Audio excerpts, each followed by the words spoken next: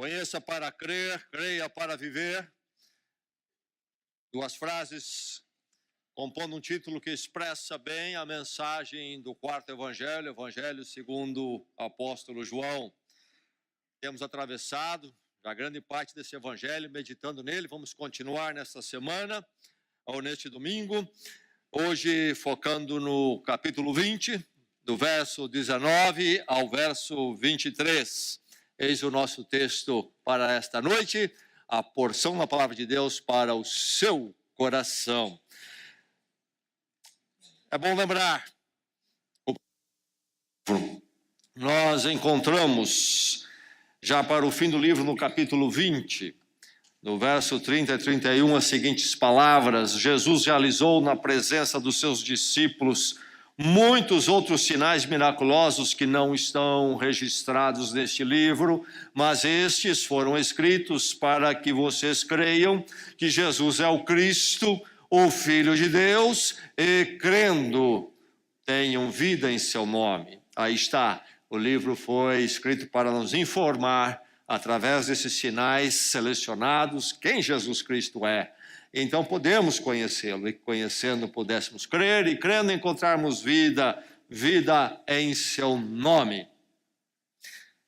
Nosso texto desta noite, João capítulo 20, do verso 19 ao verso 23. A palavra de Deus que certamente o Senhor preparou para nós, para você, cada coração então agora aberto, disposto a receber a palavra. Que ela encontre o seu coração, então, preparado, desejoso da palavra. Ouça a palavra do Senhor, a narrativa do Evangelho, e antes de ler, vamos lembrar que agora, nesta altura do Evangelho, Jesus Cristo já ressuscitou, passou pela cruz, a difícil experiência da cruz, que ele anteveu, ele sabia, ele veio para ela. Ele chamava esta hora da hora da glória. A glória porque a cruz, por mais vergonhosa que fosse, era o prevalecer de Deus por nós, sobre o pecado e o diabo, para que pudéssemos ter o perdão. E agora, então, ele se manifesta ressurreto, como prova da sua ressurreição em alguns momentos, por 40 dias, em alguns momentos, antes da sua ascensão aos céus. Estamos então aqui nesse texto, nesse tempo, quando ele está se manifestando aos seus já ressurreto. Ouça a palavra. Ao cair da tarde, daquele primeiro dia da semana, estando os discípulos reunidos portas trancadas, por medo dos judeus, Jesus entrou, pôs-se no meio deles e disse: paz seja com vocês. Tendo dito isso, mostrou-lhes as mãos e o lado. Os discípulos alegraram-se quando viram o Senhor. Novamente, Jesus disse: paz seja com vocês. Assim como o Pai me enviou, eu os envio. E com isso soprou sobre eles e disse: recebam o Espírito Santo. Se perdoarem os pecados de alguém, estarão perdoados. Se não os perdoarem, não estarão perdoados. O texto diz, novamente Jesus disse: paz seja com vocês. Assim como o Pai me enviou, eu os envio. Há uma história, um texto famoso chamado Mensagem a Garcia. Se você não leu ainda, vale a pena ler. Acontecimento que se deu e é registrado em 1899. Um bom tempo atrás. Estados Unidos estava em guerra com a Espanha e no meio daquela disputa estava envolvido a Cuba, então uma colônia. Havia os rebeldes que lutavam contra a Espanha em Cuba. E o presidente McKinley dos Estados Unidos precisa contatar o comandante Garcia dos rebeldes, que seriam aliados dos Estados Unidos. Cuba é uma ilha com cadeias de montanha no meio, selva. Do outro lado da ilha está, em algum lugar lá, aquela selva, os rebeldes e o comandante Garcia. Ele precisa receber uma mensagem do presidente americano e é enviado, então, um oficial chamado Andrew Juan, para levar a mensagem, instruções, proposta do presidente dos Estados Unidos para o comandante Garcia dos rebeldes. Mas por toda parte estão também os espanhóis. E este Juan, com a mensagem do presidente dos Estados Unidos, parte para achar em algum lugar, então, em Cuba, no meio das selvas e das montanhas, o comandante Garcia. Ele tem uma mensagem a Garcia. Mensagem crucial, fundamental para o conflito e a vitória. Ele coloca a mensagem num invólucro de couro, de pele, e gruda isto no peito dele, esconde debaixo das suas roupas e parte para a América Central, passa pela Jamaica, naqueles dias de uma navegação muito mais complicada que temos hoje, chega então a Cuba, os espanhóis por toda parte, e ele acha um meio de desembarcar ali, e ele se embrenha pelas selvas e as montanhas. E esse livreto, que também se tornou um filme, eu creio que 2 vezes, narra a dinâmica deste oficial com esta mensagem a Garcia, que como um soldado disciplinado, não desiste da sua missão e atravessa aquela selva perseverante, todos os perigos, e marcha, e por 3 semanas, até que ele então vaza do outro lado da ilha Cuba e consegue encontrar Garcia e fielmente entrega a mensagem que lhe foi confiada lá na capital dos Estados Unidos e que ele grudou no seu peito. E agora, então, como um soldado valoroso e fiel, ele não desiste, vai até o fim, não deixa de entregar a mensagem a Garcia. Isso se tornou tão fundamental que até hoje é uma das recomendações, ou nas literaturas que deve ser lida por aqueles que passam pela Corporação Militar Norte-Americana, fuzileiros navais. Nós não estamos aqui para discutir questões militaristas nem nacionalistas, mas,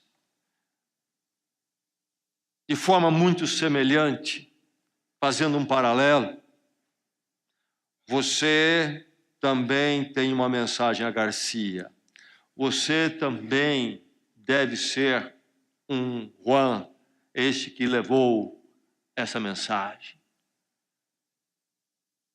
Jesus diz aqui 3 palavras que são cruciais nesse texto.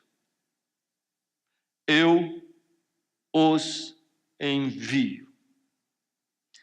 E poderíamos personalizar Jesus olhando para você e você individualmente dizendo: eu o envio, eu o envio. E uma mensagem muito mais importante e crucial do que aquela que o presidente dos Estados Unidos deu àquele oficial.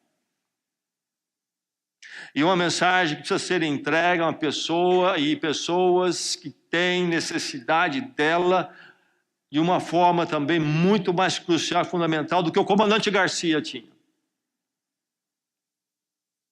Se alguém cumpriu fielmente, com todo esforço, aquele dever de entregar aquela mensagem a Garcia, o que diríamos nós sobre nós mesmos, sobre o que cabe a mim, a você e a nós enquanto igreja? Quando Jesus diz: eu os envio, será que já chegou à sua vida o peso dessa palavra de Jesus Cristo? Aqui resumido em 3 palavras de forma tão clara, uma ordem, uma orientação, mas que se manifesta em tantas partes dos evangelhos e das cartas apostólicas de forma muito mais expandida. Eu os envio. Você entende que você é enviado por Jesus Cristo. Isto cai sobre você como uma responsabilidade, uma necessidade, algo que você precisa fazer. Será que nós, como igreja, entendemos o peso de quando Jesus diz, eu os envio?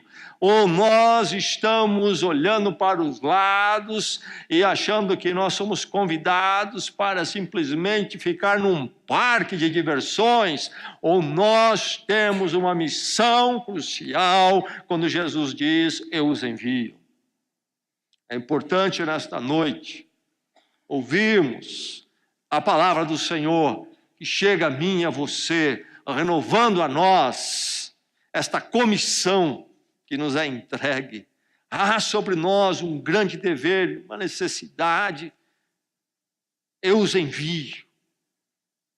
Nós precisamos parar de olhar a igreja e a vida cristã como algo que é vem a mim, e começarmos a entender que nós temos algo seríssimo para realizar como crentes individualmente, como igreja coletiva. Eu os envio. Cristo lhe torna alguém com uma missão. Você tem uma missão. Uma das coisas, eu creio, mais triste é o ser humano passar por este mundo, quem sabe 50, Deus permitindo 80 anos, e você perguntar a ele qual é a sua missão, e ele não ter parado 5 minutos para definir: a minha passagem para este mundo tem esta missão, vou fazer isso, vou fazer aquilo, nessa fase da vida, haver de me ocupar com isto, naquela fase da vida, me ocupar com isto, mas tudo isto tem uma missão, um ponto fundamental que eu conheço, é a razão da minha passagem para este mundo. Você tem uma missão, você tem a missão de pelo menos passar por este mundo e deixá-lo um pouco melhor no que cabe a sua contribuição do que você o encontrou. Isto é possível através daquilo que Jesus nos dá quando ele diz, eu os envio. Será que você tem isso com clareza? Ou você é mais um que está rolando através dos anos e não sabe qual é a sua missão fundamental?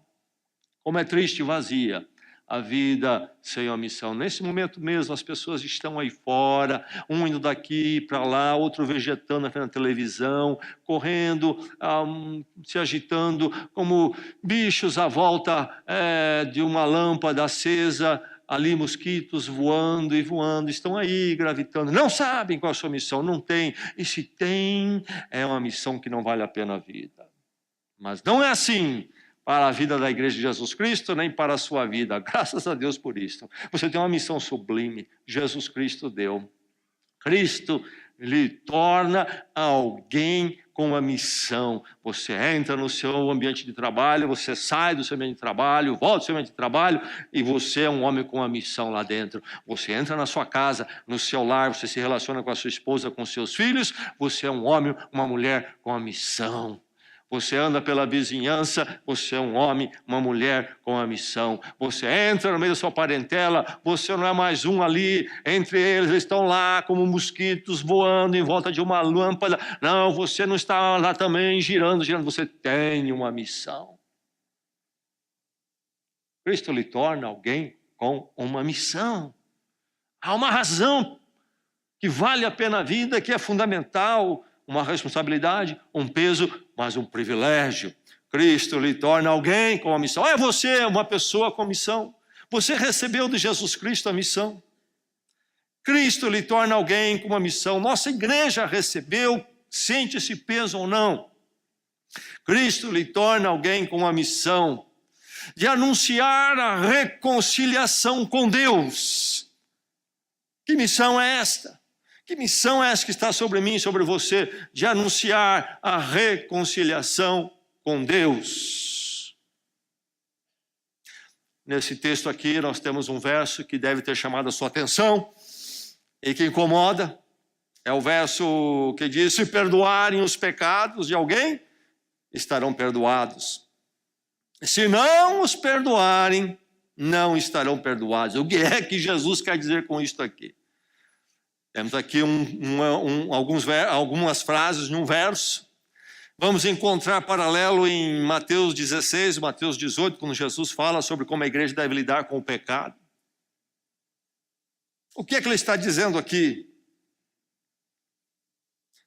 Se não entendermos numa leitura simples, vamos dizer, olha, ele está dizendo que alguém, possivelmente, quem sabe os apóstolos, não sei, os crentes, podem perdoar pecados e podem também, segundo a segunda parte do verso, podem também não perdoar pecados. Isto é, ele deu a nós, a alguns seres humanos, seja quem for aqui nesse texto, poder de perdoar e também de não perdoar. Não quero perdoar você, você não está perdoado.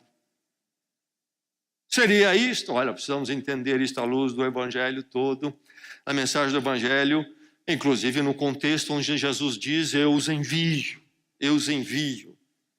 Sim, uma mensagem que envolve perdão de pecados, sim, porque envolve a reconciliação com Deus, envolve a verdade de que o ser humano não está reconciliado com Deus, mas está em oposição, em guerra, todo o coração humano.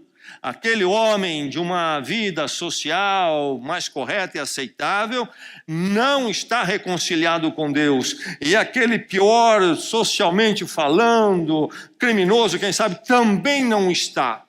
A humanidade não está reconciliada com Deus, por isso Jesus Cristo veio, por isso ele veio para ir à cruz, por isso ele foi à cruz e por isso ele faz tudo o que ele está fazendo aqui, inclusive nesse momento, e por isso ele nos envia uma mensagem de reconciliação que passa pela necessidade de perdão de pecados, que Jesus propicia, torna possível através da morte dele na cruz, onde ele, Deus encarnado, o justo, o perfeito, que não tem dívida, pode morrer por mim e você, que temos dívida, estamos rompidos, somos culpados, e toma sobre ele plenamente a nossa culpa, para que então a culpa assumida por ele fosse nos imputado como justiça, como perdão, para sermos aceitos diante de Deus e encontrarmos a reconciliação com Deus. Enfim, esta mensagem de reconciliação que passa pela necessidade do perdão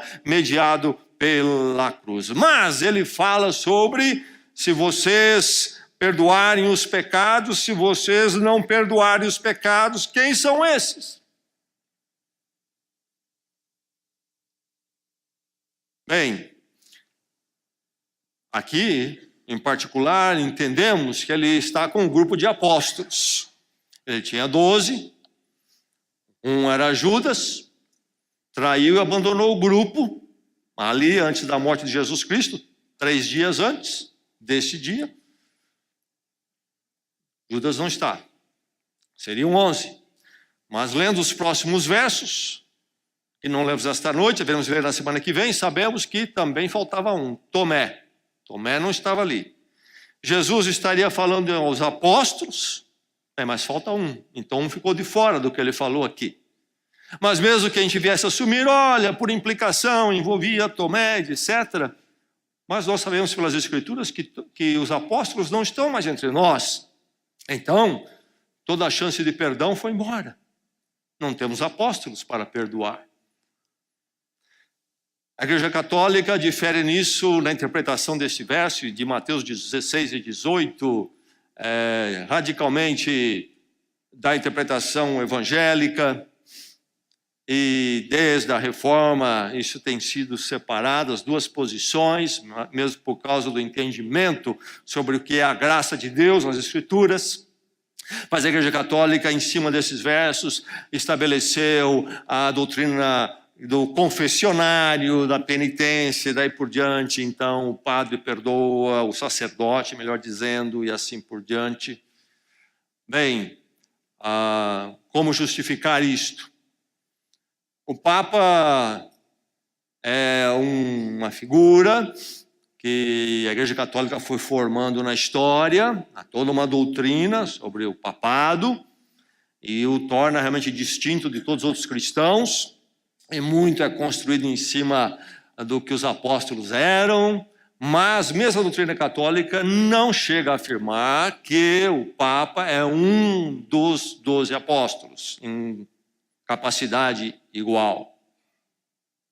Então, nós não temos mais os apóstolos, esse corpo seletivo que Jesus escolheu como testemunhas e guardiões da sua verdade. Mas se não se refere aos apóstolos, se referiria então à figura de um sacerdote dentro da igreja cristã. Bem, o sacerdote da igreja cristã teria condições de perdoar pecados. Nós não encontramos qualquer doutrina no Novo Testamento todo que estabeleça sacerdotes dentro da igreja cristã como alguém ou alguns exclusivos dentre o povo de Deus. Temos sacerdotes no Velho Testamento, no povo de Israel, mas não no Novo Testamento nesse sentido. Nós vamos encontrar de forma muito diferente. O apóstolo Pedro vai dizer na sua primeira carta que todos nós, todos os crentes, são sacerdócio real. Todos nós somos igualmente sacerdotes. Sobre quem é que estaria falando aqui? Sim, sobre a igreja, toda a igreja. Eu e você individualmente e coletivamente. Mas então, seria você discípulo de Jesus Cristo, você que já o confessou como Senhor e Salvador e foi transformado? Seria você esse que tem poder de olhar para alguém e dizer você está perdoado e ele está perdoado para sempre? Ou você então é este, segundo a segunda parte do verso, aquele que tem o poder de virar para alguém e dizer, sabe de uma coisa, você não está perdoado e pronto, não vai ter perdão para esse aí. Perdoar pecados é algo que jamais poderia estar nas mãos do ser humano. Fico contente que Deus não me deu esse poder, primeiro por causa do que envolveria, em segundo lugar porque eu teria muito medo. O que aconteceria se eu tivesse poder de perdoar e tirar perdão? Eu conheço o meu coração, seria uma arma perigosa. Tem alguns que eu gostaria de virar para eles e dizer, olha, você já era.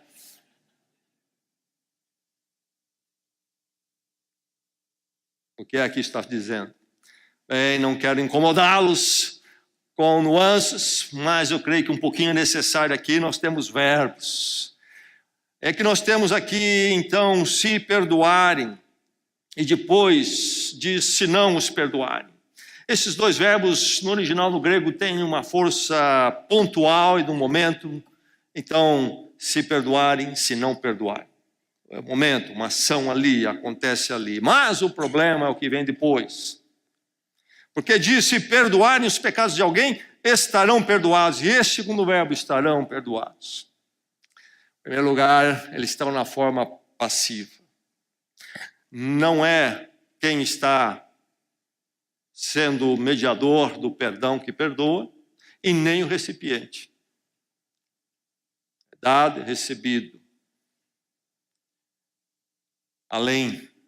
E mais, é um tempo que, perfeito, isto tem sido perdoados.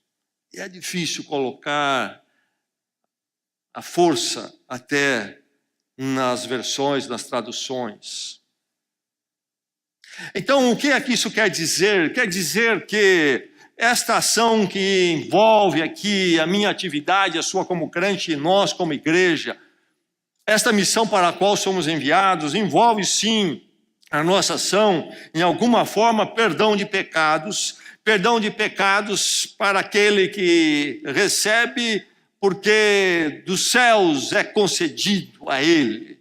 É uma forma passiva, mas de uma forma também que envolve um estado, uma ação que tem uma dimensão antes. De alguma forma, há uma ação de Deus antes daquele momento, e depois acontece naquele momento e permanece no depois. Esses versos nos remetem a um entendimento de que nós somos mensageiros do perdão no pecado, e Deus concede numa obra que Ele já está realizando na vida daqueles que haverão de então receber a mensagem. Poderíamos falar muito mais, mas eu creio que isso é suficiente para nós entendermos o que é que Jesus está dizendo aqui. Ele está falando sobre a grande verdade do Evangelho, a graça de Deus que nós anunciamos. João entende bem isto, este perdão que vem de Deus e que não é nosso, nós somos apenas mediadores da mensagem. Somos pessoas com a missão de anunciar. João, que é a fonte deste evangelho, também autor da primeira carta de João no Novo Testamento, diz o quê? No primeiro capítulo de 1 João, no verso 9. Se confessarmos os nossos pecados, Ele é fiel e justo para nos perdoar de todos os pecados e nos purificar de toda injustiça. Esse é o entendimento cristão do perdão de pecados. Nós, então, levamos a mensagem de perdão às pessoas.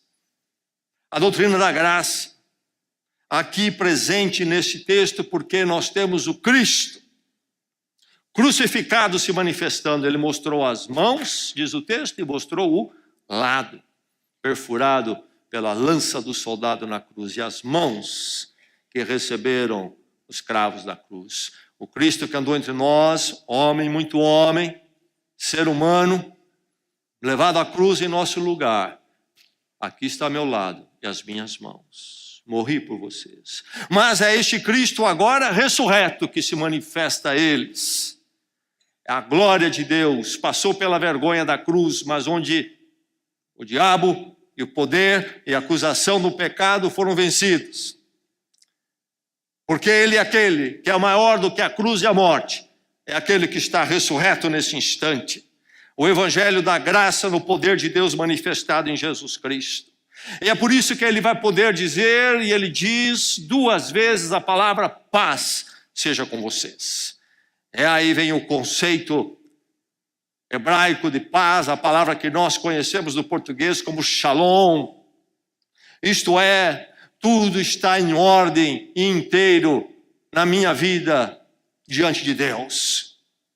Shalom, que você ao ir os seus caminhos, shalom esteja com você, que a paz de Deus esteja com você, que dentro de você, seja qual for a circunstância que você viva, tempos difíceis, tempos bons, você possa estar em paz, em acerto, estar inteiro diante de Deus. Jesus Cristo é o caminho para o shalom, a paz com Deus, em toda e qualquer circunstância. Ele veio na cruz para fazer paz entre nós e Deus. Nós que éramos condenados, devedores, inimigos de Deus. Na cruz nos tornamos, na graça de Deus, na cruz nos tornamos amigos de Deus. Temos paz com Deus, por isso a paz de Deus está em nós. Nos méritos de Cristo, não nos nossos méritos. Nos méritos da morte dele por nós, a morte perfeita onde ele pagou tudo. Graça, graça porque é nos dado. Deus se dá em Cristo por nós para nos dar o perdão que não merecíamos, não podíamos comprar, para que então pudéssemos ter paz, porque Ele garante, Ele deu e pagou o preço para isto. Shalom, paz com vocês 2 vezes. Nós somos mensageiros da paz com Deus, da reconciliação, a paz que o ser humano pode encontrar somente em Deus, com Deus e através de Jesus Cristo, o Evangelho, a graça oferecida. E você está então comissionado, você tem uma missão, a missão de anunciar a reconciliação com Deus. Por isso que Jesus diz, assim como o Pai me enviou, eu os envio. E é preciso entender aqui a dinâmica. Jesus diz, eu o envio, e o Pai me enviou. Jesus foi enviado, sim. Nós somos enviados também. Há uma semelhança e uma diferença. Deus o enviou. Uma missão específica para Ele. Nós não cumprimos essa missão, mas de um lado nós semelhantemente anunciamos a paz que Ele realizou e veio anunciar. Cristo lhe torna alguém com uma missão. Que missão é essa? De anunciar a reconciliação com Deus. Agora, Você já entendeu na sua vida essa necessidade sua desta reconciliação com Deus? Você entende como as pessoas aí fora estão precisando disso? Elas estão arrebentadas, vazias, iludidas, e elas precisam conhecer e experimentar essa reconciliação que passa pelo perdão de pecados que Deus provê em Jesus Cristo. E Deus trabalha na vida delas. E você é o mediador deste perdão dos pecados. Cristo lhe torna alguém com a missão de anunciar reconciliação com Deus. Que mensagem, que missão maravilhosa. Você pode anunciar reconciliação com Deus para os seus filhos. Você pode anunciar reconciliação com Deus para o seu cônjuge. Você pode anunciar reconciliação com Deus para o seu parente. É seu privilégio, dever, mas privilégio. Você pode fazer isso. Aí é que está a grande virtude, a grande honra, a grandeza do verso: se perdoarem os pecados de alguém, estarão perdoados. Anunciando o Evangelho. Grande missão. Você tem essa missão. A missão de anunciar a reconciliação com Deus. Cristo lhe torna alguém com uma missão. Uma missão de anunciar o Evangelho. No Evangelho se define a questão do perdão e não do perdão. Sim, nós haveremos, de uma dada forma, anunciar às pessoas que elas estão perdoadas ou não estão perdoadas. Quando nós vemos que alguém responde à nossa mensagem do Evangelho, nós como igreja dizemos para ela: você é um dos nossos, como nós somos perdoados um dia, você também é, pela sua confissão e testemunho. E até somos ordenados pelo Senhor a conceder o batismo. Mas também quando alguém diz não à nossa mensagem, nós não ficamos com conversa mole, iludindo o pecador que não se arrepende. Nós dizemos para ele: você não está perdoado, você não recebe a mensagem. Se não os perdoares, não estarão perdoados. Esta é a dimensão, a explicação dessa segunda parte. Uma menção difícil, mas necessária. Não adianta dizer para o doente que ele está são. Se ele está doente, ele precisa ouvir que ele está doente. Cristo lhe torna, então, alguém com uma missão, a missão de anunciar a reconciliação com Deus através do perdão do pecado em Jesus Cristo. Que você possa cumprir essa missão, a nossa igreja possa cumprir essa missão. Cristo lhe torna alguém com uma missão,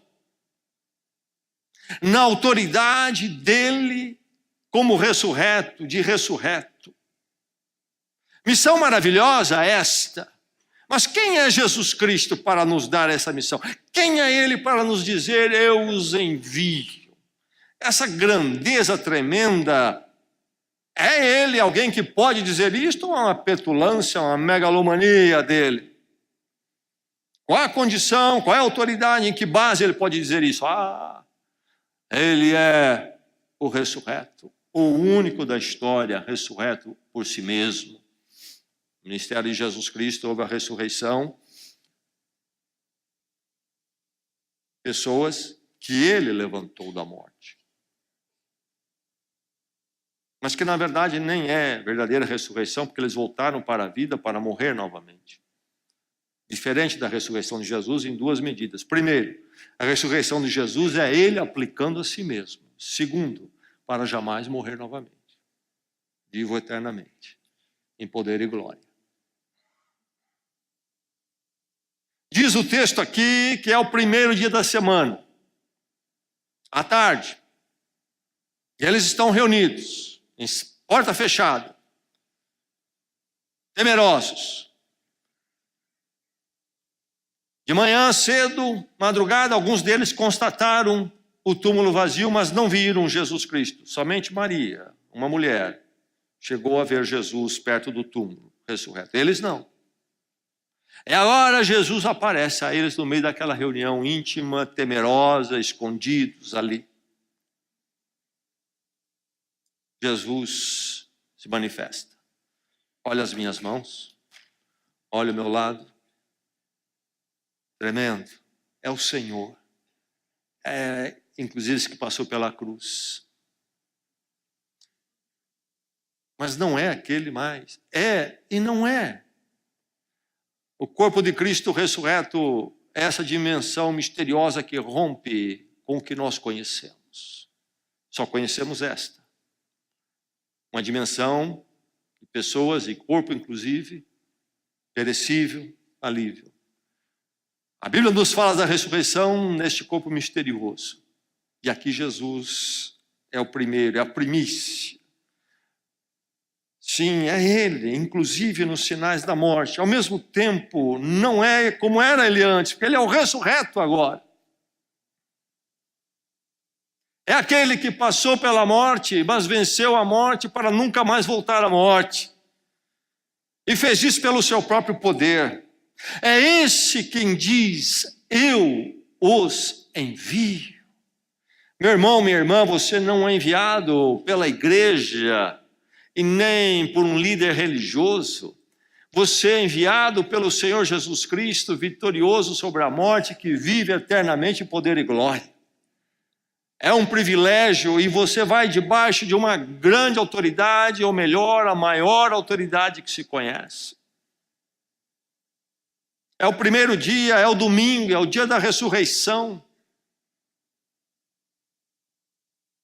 Aí ele se manifesta. É o Cristo ressurreto no seu dia da ressurreição. E ele diz, eu os envio. E sabe? Diz que eles estavam com as portas fechadas. Portas fechadas porque estavam com medo. O líder Jesus Cristo, o líder deles, o mestre, o Rabi, foi apanhado, acusado, açoitado, crucificado. É para ficar com medo ou não é? Certamente é, muito medo. Será que eles vão vir atrás de nós também? Será que nos virmos circulando por aí, vamos despertar alguma intriga e vão se voltar contra nós também? Vamos ficar escondidos, ninguém saber onde nós estamos, não vamos circular, vamos ficar por aqui, fecha a porta, para ninguém nos ver, ninguém saber onde estamos. Medo, intimidação.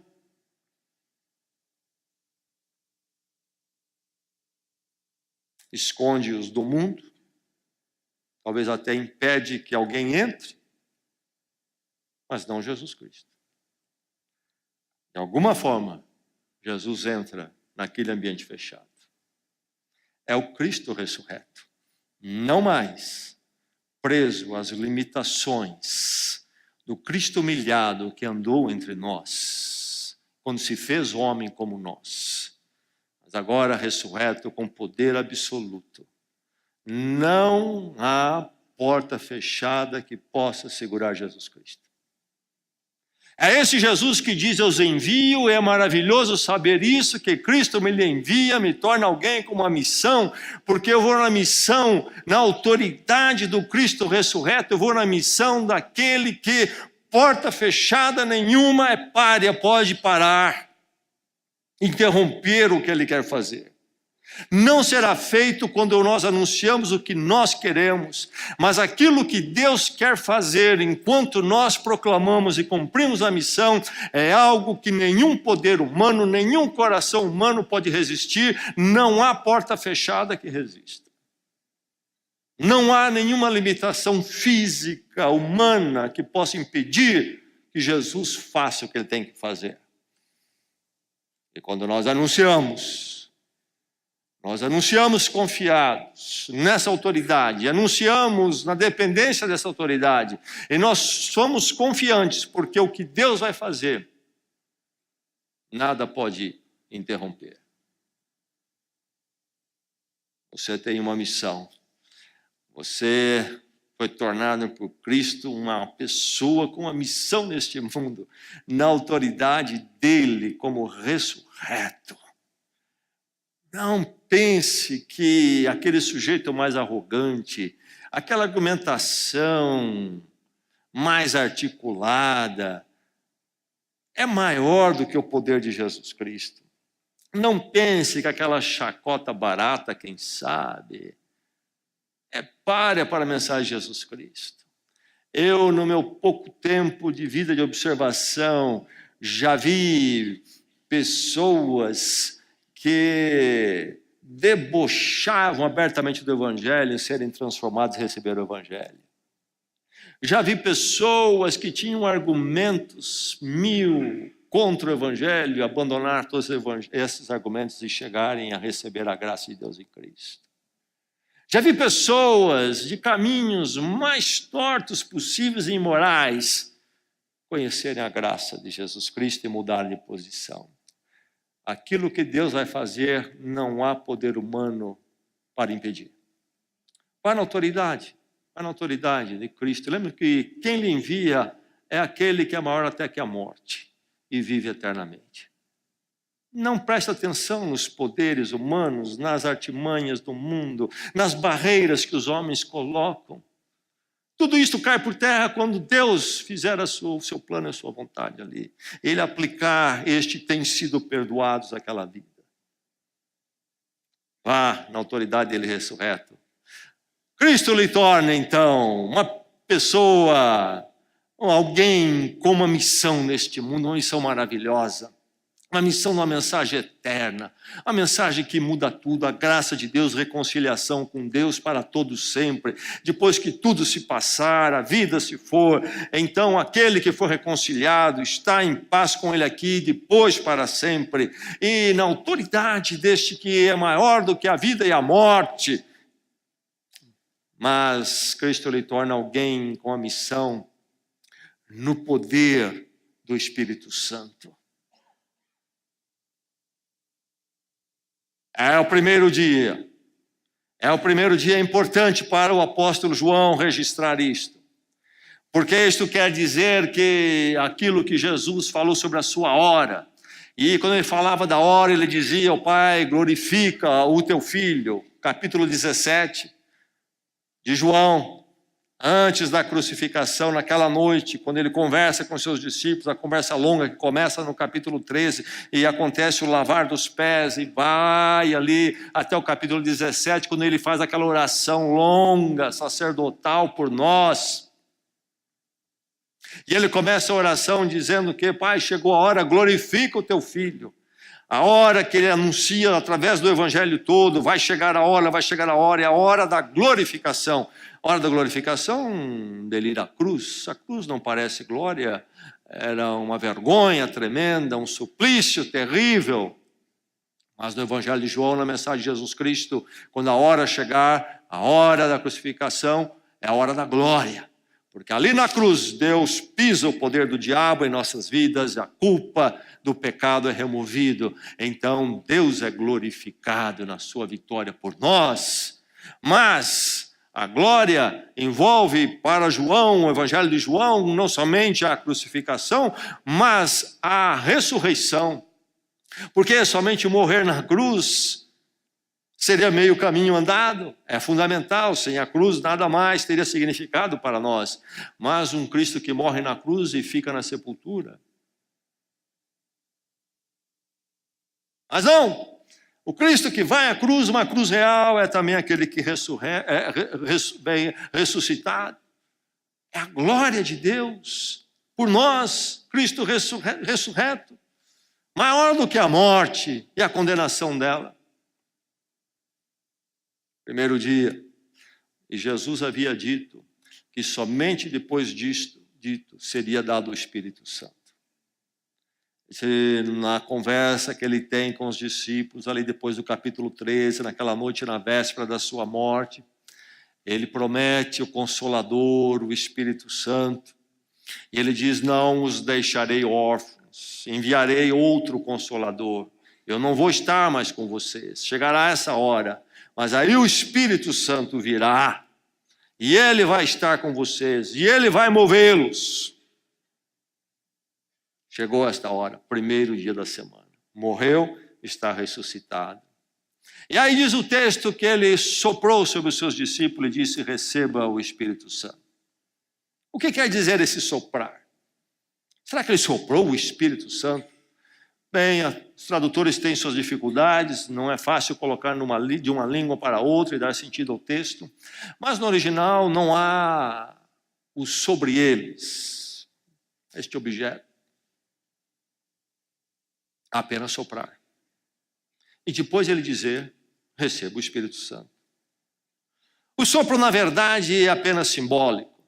Nos remete à criação, quando Deus cria o ser humano, cria o primeiro homem. E diz lá que ele soprou o Espírito sobre o ser humano. Deu vida. E aqui nós temos, então, a recriação. Certamente, quando o Gênesis fala que Deus soprou, não quer dizer que Deus foi lá com a sua boca e realmente soprou o ar, é uma expressão simbólica. Aquilo que Deus fez ali. E o mesmo é verdade aqui. O Espírito Santo haveria de vir, depois da ressurreição de Jesus, 50 dias. Dia de Pentecostes, conforme a promessa dele. Teria vindo o Espírito Santo naquele dia que ele diz receba o Espírito Santo? Certamente que não. Não há nenhuma transformação que acontece nesses discípulos amedrontados, trancados numa sala. Eles continuarão lutando ainda com as ideias, mas quando o Espírito Santo vem no dia de Pentecostes, Atos capítulo 2, eles são transformados, irreconhecíveis. Pedro prega aquele sermão tremendo, eles se tornam ousados no poder do Espírito Santo. E aqui então nós temos Jesus dizendo, chegou a hora, eu morri, ressuscitei, a hora chegou, foi glorificado, agora chegou a hora em que vocês podem e devem receber o Espírito Santo. E há de se cumprir em alguns dias. Um novo tempo, a partir de Pentecostes. Como que aqueles homens acovardados chegaram depois até a darem as suas vidas por causa da pregação do Evangelho, se tornando mártires. De onde veio força e coragem para isso? O Espírito Santo. Como que a Igreja de Jesus Cristo tem prevalecido nesses 2000 e tantos anos de história, com todo tipo de oposição? Como? Como? Porque nós, os cristãos, somos valentes e fortes? Não. Não, é pelo poder do Espírito Santo. Não é o poder humano, não é o meu poder nem o seu, é o poder do Espírito Santo. Bater contra o mundo, as ideias do mundo sempre avessas a Deus, os poderes humanos de comunicação, as reflexões humanas sempre em oposição a Deus. Como é que nós podemos prevalecer? Como que o Evangelho pode prevalecer? Como? Contra tanto poder. É o poder do Espírito Santo. Como que homens simples são usados de uma forma poderosa para obras tremendas? Poder do Espírito Santo. Como que você, na sua limitação e pequenez, no seu conhecimento tão limitado, pode ser alguém com o privilégio desta missão? Eu o envio. Como? Pelo poder do Espírito Santo, meu irmão, minha irmã. Não é o seu poder. Não é o poder do que você tem, o seu conhecimento, suas posses. É o poder do Espírito Santo. Não é pela sua tradição, não é pelo seu currículo, inclusive espiritual, eu faço isso, eu faço aquilo. Não, nada disso. É o poder do Espírito Santo. Porque nós estamos numa guerra espiritual, diz o apóstolo Paulo, não contra sangue, mas contra potestades. Os homens nem sabem, mas eles são usados, manipulados numa guerra contra Deus. E para enfrentar tal batalha, somente o Espírito Santo é apto. Nós, então, anunciamos no poder do Espírito Santo. Você confia no poder do Espírito Santo? Você busca o poder do Espírito Santo? Jesus os envia, mas não no poder deles. Como seria cruel de Jesus Cristo dizer, vocês agora vão e façam. O poder de vocês. Cruel porque quem de nós é apto para tal missão? Quem de nós tem o recurso e o poder? Se Deus não for no Espírito Santo o capacitador e aquele que opera. Você tem uma missão, você é alguém com uma missão. Nós, como igrejas, temos uma missão. Meu irmão, minha irmã, nós vivemos dias quando igreja é tratado como shopping center. Sabia disso? Eu vou naquela igreja porque lá tem o produto que eu gosto. Sabe quando vai ao shopping center? Você entra numa loja, tem o que você quer. Se não tem, você vai na outra. Eu vou nessa igreja por causa disso. Lá tem um modelo que eu gosto, tem. Quando não tem mais, eu fico meio fora de moda, aí eu vou para outra igreja, outra loja. E hoje nós não temos mais cristãos, nós temos consumidores. Meu irmão, nós precisamos entender bem o que nós somos como cristãos, discípulos de Cristo e como igreja. Quando nós encontramos cada domingo, nós encontramos com a missão de manter viva a proclamação, entre outras coisas, desta mensagem do perdão e reconciliação com Deus. Hoje não é um dia bom para o shopping center, eu vou fazer outra coisa. Igreja, está sempre aberto lá, não está? A gente vai o dia que a gente tiver com vontade de passear um pouco.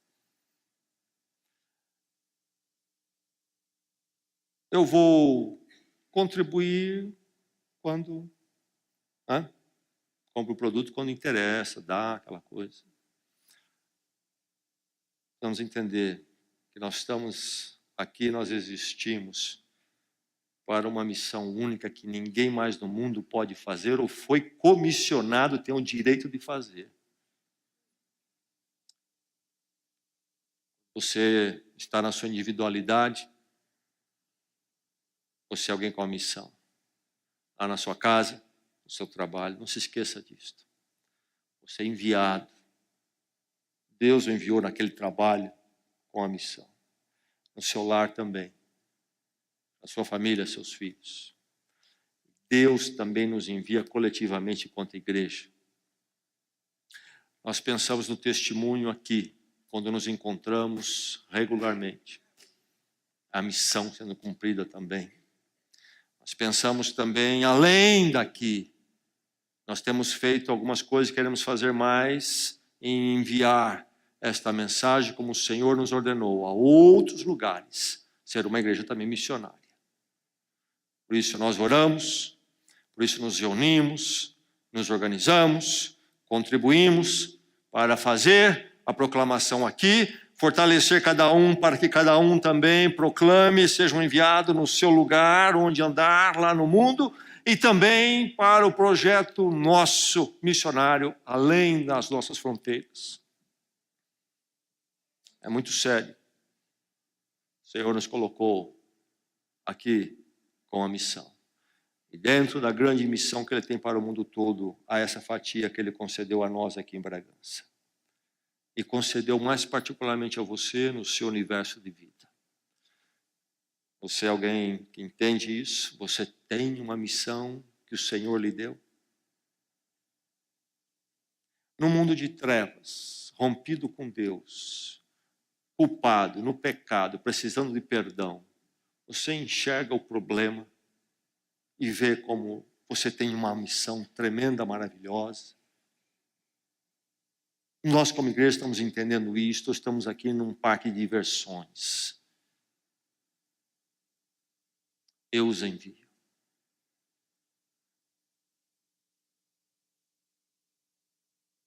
E ainda possa se saber que nesta igreja há um entendimento pleno de que o cristão é um enviado pelo Senhor ao mundo.